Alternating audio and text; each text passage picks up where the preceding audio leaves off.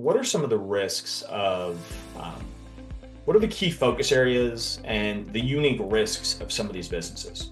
If we think about some of the industries you're interested in, let's start with technology. What are some of the key focus areas you should be worried about in diligence, and then what are some of the risks?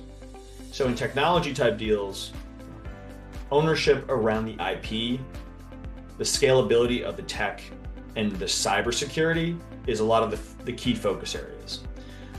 Of course, things like the profitability of the business and the key customers should be a focus as well, but these are some of the additional risks. In things like manufacturing, which I spend a lot of time in, the capital expenditure needs is a key focus area.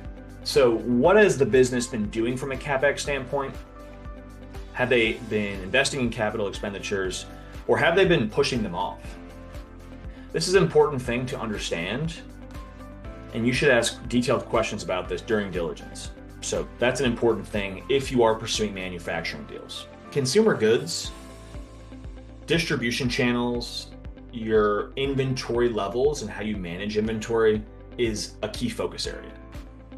If you have any business that has a significant amount of inventory on hand, you need to understand, are those goods all usable and sellable? And what does that look like from a dollars and cents standpoint?